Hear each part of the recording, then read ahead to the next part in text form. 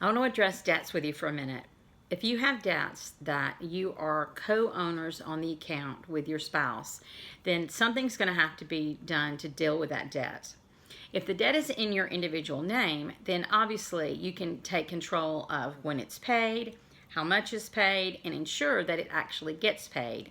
Because even if the divorce decree says that your spouse is going to be responsible for a bill, that does not bind the creditors. So many times I've had people say, but they're supposed to pay for the car.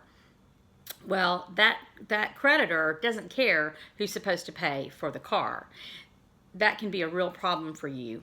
We can put a provision in that says that you will be held harmless, and ultimately if you have to sue them, then you can do that. You can file contempt against them and ask for the balance of the money they were supposed to pay, but that's not going to help you with your credit.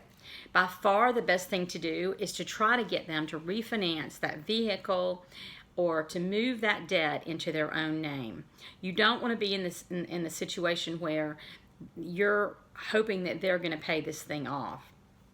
Another really good suggestion is that if you have any assets, any joint assets like a savings account or maybe a stock trading account, anything that you can get to that's liquid, or you sell a house, that you use that money to pay off the debt.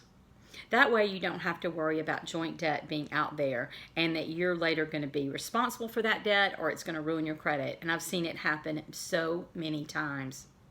Now, cars are sometimes very difficult to refinance, and so the best we can probably do is that hold harmless clause. And generally, the court won't make somebody refinance an automobile because it is more difficult to refinance.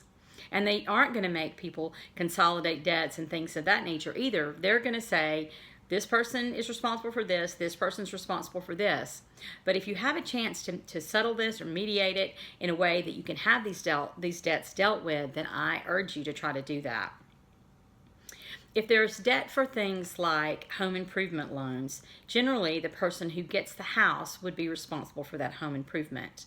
If it's something like a stereo system, the person who gets the stereo system would get that debt.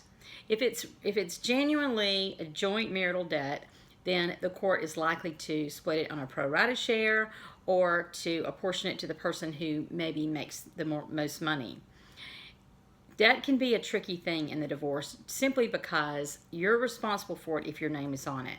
That doesn't mean if you're an authorized user that you're going to be responsible. What I urge you to do is get a credit report, and that's going to show you if you're listed as an authorized user or if you're a co-owner of the account. If you're still not sure, call the creditor. Sometimes people say, I can't get that information. If you're on that credit card, if you're on that loan, then yes, you can. They're going to have to give it to you. Even if you can't get to it online because you don't know the password or things of that nature, you're going to be able to get to the debt because you can call them up. I'm going to talk about your home and that kind of, in the home equity debt and things of that nature in another video. This just handles consumer debt and your vehicle. Thank you.